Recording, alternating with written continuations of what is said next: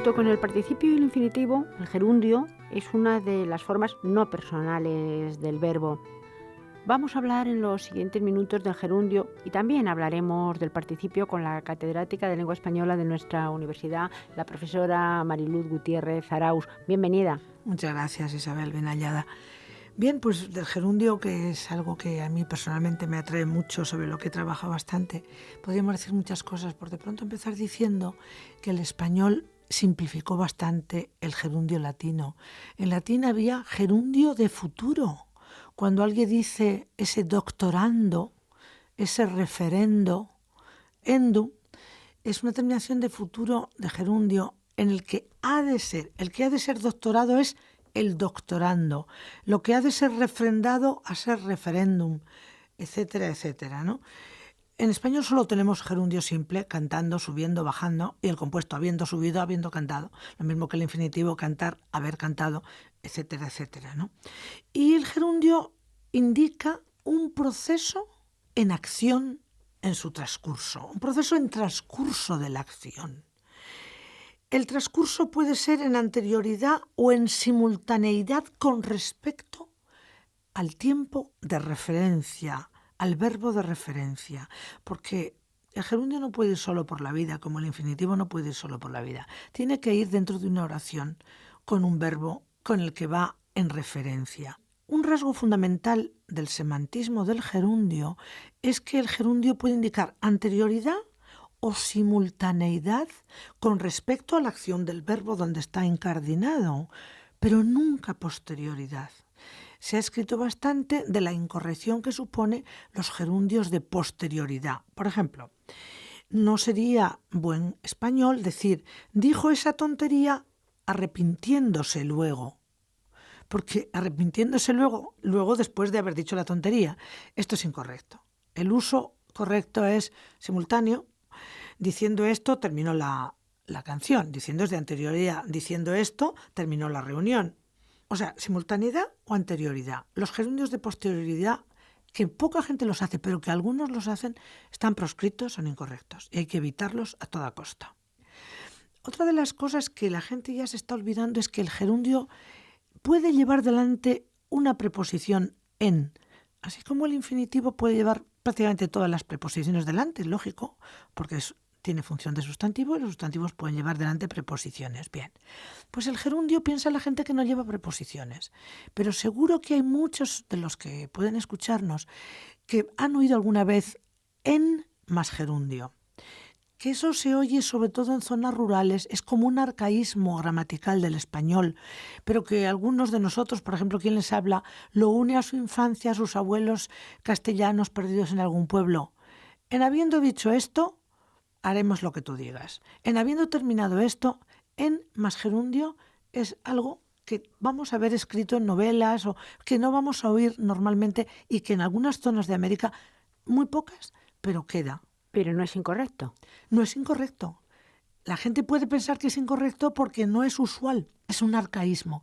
Y la idea de arcaísmo, bueno, pues es muy bonita. Claro, yo no puedo decir que si la palabra lindo, que se emplea tanto en América, en el español de España, que la comprendemos perfectamente, es un arcaísmo, porque la decíamos en el siglo XVI y XVII, pero se perdió en España y en América está viva.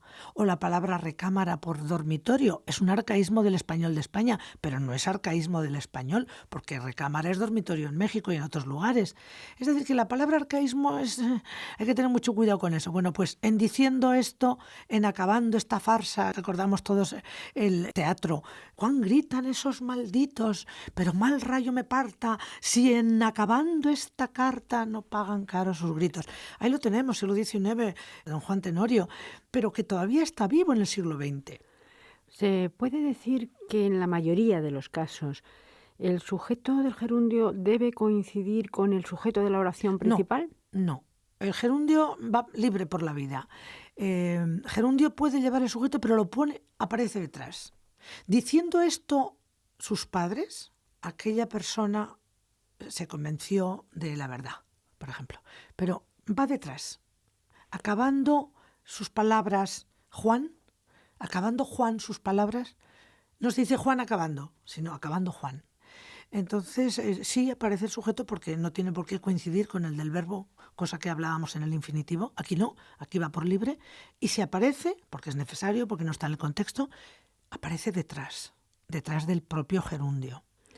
Y hay otra curiosidad, ¿no?, en cuanto al uso normativo del gerundio, porque el gerundio es adverbial. El gerundio, así como decíamos que el infinitivo es el sustantivo, el gerundio se ha hablado de que tiene funciones parecidas a las del adverbio. Entonces tiene función de complemento circunstancial de tiempo, complemento circunstancial de modo, complemento circunstancial de condición. Por ejemplo, de modo, vino a casa andando. ¿De qué modo vino? Andando. Vino despacio, vino andando, vino contento. Son complementos circunstanciales. O de condición, diciéndolo tú, lo creeré. Si lo dices tú, lo creeré. O de tiempo, por ejemplo, María, viendo lo que ocurría, se asustó. María, cuando vio lo que ocurría, se asustó. O al ver lo que ocurría, con infinitivo, se asustó. Es decir, que puede ser cambiado por un adverbio, de tiempo en este caso. Entonces, se asustó. Por lo tanto, puede tener este uso normativo adverbial y también adjetival. Sí, esto es un tema muy interesante porque así como en lenguas como el francés o el inglés, el gerundio tienen otras funciones totalmente diferentes. El gerundio en inglés es sustantivo, lo mismo que el infinitivo, tiene funciones sustantivas. En español nunca es sustantivo el gerundio.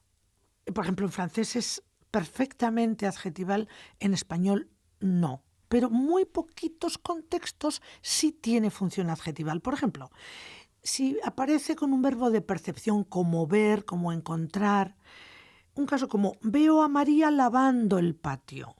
Veo a María que lava. Es decir, la veo a ella lavando. Ese lavando es que lava, es un adjetivo de María. O encontró a su amigo llorando. Encontró a su amigo que lloraba, que estaba llorando, lloroso. Es un adjetivo. Con esos casos de verbos de percepción. Y en otros, que también están descritos, con impersonales como haber. Por ejemplo, hay un chico esperándote. Hay un chico en la puerta esperándote. Un chico que te espera, esperante, si se pudiera decir, ¿no? Entonces hay un chico esperándote es adyacente, es decir, es como un adjetivo de chico.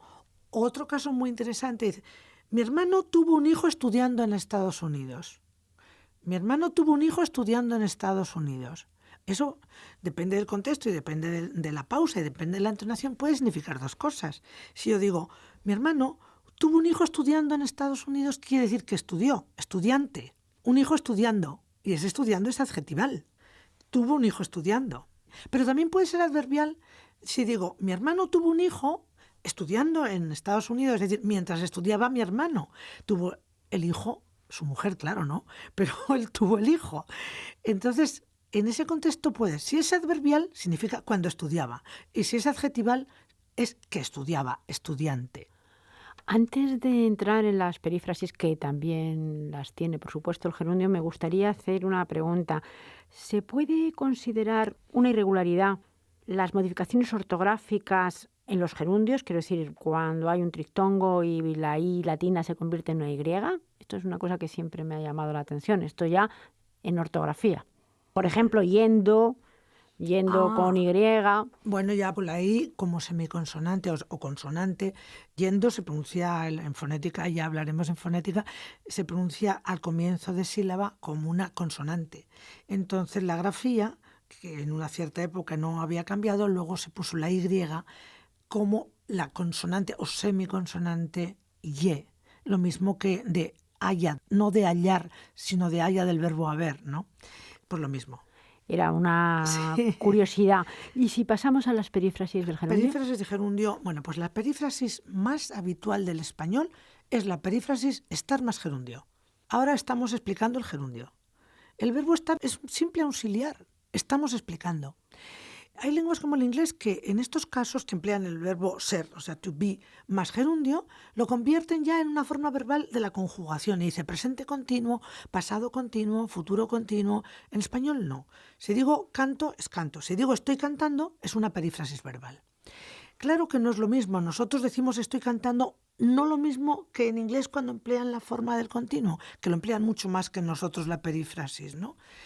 Son todas durativas. Estoy cantando, sigo cantando, continúo cantando, andaba cantando, venía cantando. Venían diciendo esto desde hace mucho tiempo y nadie venía a ningún sitio. Es que decían desde hacía tiempo, que es durativa. O también llevar. Lleva diciendo esto hace 3 años, pero no lleva nada. El verbo llevar es un simple auxiliar. Llevo explicando el adverbio hace 20 años. Pues yo no llevo el adverbio a ningún sitio. Llevar es un simple auxiliar que significa dura mucho eso. Porque en las perífrasis, ya lo hemos dicho, el auxiliar, en este caso llevar o andar o venir o estar, con gerundio, está desemantizado. Ha perdido su significado y está al servicio del aspecto verbal o del modo verbal, porque a veces también hay perífrasis modales.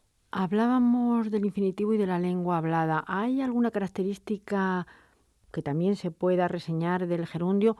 Por ejemplo, en mi propia carrera, en el periodismo, se dice que se abusa mucho, y esto en los libros de estilo, que a veces se abusa mucho del gerundio, hablando. Yo creo que más que abusarse al hablar, se abusa al escribir en lenguaje jurídico. Por ejemplo, ese uso adjetival del gerundio se ha pedido que se evite. Por ejemplo, se dictó una ley reglamentando la figura de no sé qué. Y esa ley reglamentando es un valor adjetival del gerundio, claramente. Pero de eso ha hecho un uso bastante exagerado el lenguaje jurídico. Y en ese sentido se ha pedido que se evite ese uso repetitivo del gerundio y se cambie por una subordinada de relativo. Una ley que reglamenta en vez de una ley reglamentando, o un real decreto estipulando o regulando. En cuanto al gerundio, ¿hay algo más que añadir? Porque me gustaría dedicar, aunque sea 5 minutos, a hablar del participio. Nuestro querido amigo el participio es una forma no personal. Lo que pasa es que está tan claro que el participio es adjetival. Porque el participio tiene género y número, como los adjetivos. Entonces puede ser cantado, cantada, cantados, cantadas. Subido, subidas, subidos, subidas. Encontrado, encontrado, encontrados, encontradas. Es absolutamente adjetival. Pero también lo que está claro es que es muy importante porque las perífrasis de participio tienen un valor muy importante. Por ejemplo, las formas compuestas del verbo he cantado, había cantado, hubo cantado, habrá cantado, haya cantado, hubiera cantado, son antiguas perífrasis de participio que por el uso de he cantado significa tengo ya cantado, porque haber significaba tener en latín. Entonces, he cantado empezó siendo una perífrasis del verbo habeo o habeo. Entonces, las antiguas perífrasis de participio con haber se han convertido en formas verbales compuestas. Así que es muy importante las perífrasis de participio, pero sigue habiéndolas. Sigue enfadado. No sigue nadie a nadie, no, continúa enfadado, sigue enfadado, lleva enfadado 3 años y no lleva nada a ningún sitio. Es decir, que son perífrasis de participio con auxiliares como llevar, tener. Te tengo dicho esto hace 4 telediarios. Te tengo dicho es una perífrasis tener más participio. Así que 2 rasgos del participio. Primero, funciones adjetivales.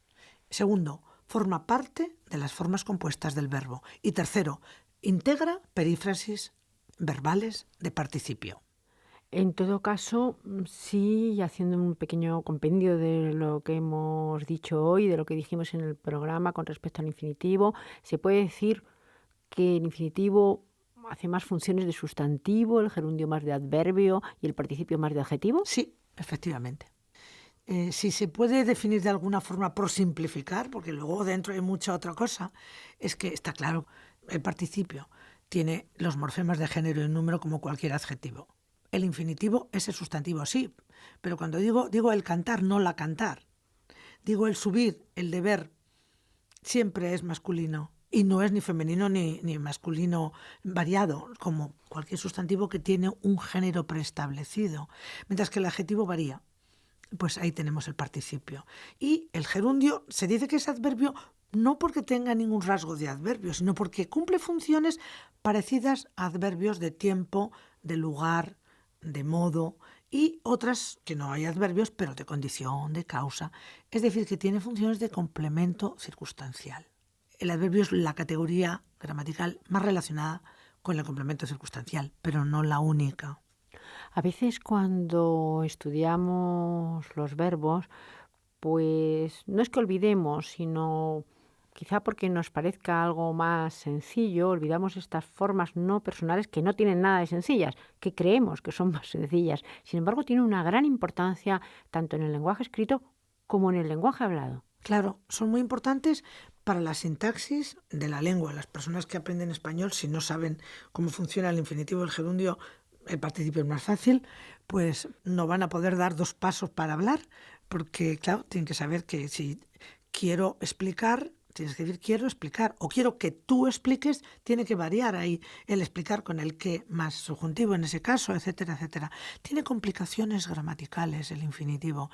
Y el gerundio no tantas, digamos que va de mayor a menor. El infinitivo es lo más complicado, el gerundio digamos que tiene complicaciones, pero es más fácil de aprender incluso, no por nosotros nativos, que lo sabemos desde pequeñitos, pero sí por entender, por nosotros y por luego compartir con los no nativos. Y luego el participio es un simple adjetivo que funciona como adjetivo. Nos decía en otro programa, profesora Gutiérrez Araúz, que el verbo en español tiene bastante dificultad, sobre todo para los extranjeros, para casi todas las lenguas extranjeras, excepto quizá las lenguas latinas. Tiene dificultad siempre. Los niños hispanohablantes pequeñitos, si los estudiáramos, cuando los estudiamos, podemos ver que aprenden el sistema verbal del español pronto, pero siempre algo más tarde que aquellos niños que no tienen esa flexión tan complicada. Por ejemplo, nosotros en los participios del verbo hacer, los niños dicen nacido en vez de hecho, pues bastante tiempo. Y otras muchas verbos irregulares. ¿Por qué? Porque empezando por la conjugación, que tiene muchas formas y algunas irregulares, el niño aprende rápido, pero luego aprende analógicamente. Entonces, lo que es irregular lo hace regular él. Por eso hay que corregirle. No se dice hacido, se dice hecho. Y como es otros tantos, ¿no? Pero lo que sí aprenden relativamente pronto es la diferencia entre canté y cantaba, o el modo subjuntivo. ¿Por qué? Porque lo han aprendido con esa mente que tienen tan maravillosamente creativa del cerebro de los niños cuando están aprendiendo su primera lengua o sus primeras lenguas, ¿no? Que puede tener 2 o 3 primeras lenguas, aprenden todo con gran facilidad, ¿no? Ahora bien, cuando ya pasan una edad y empiezan a estudiar una segunda lengua, que pueden aprender varias segundas lenguas, ya lo aprenden con mucha más dificultad y ahí sí que lo pasan mal. Pues hemos visto en este programa el gerundio y también el participio. Muchísimas gracias. Gracias a ti, Isabel.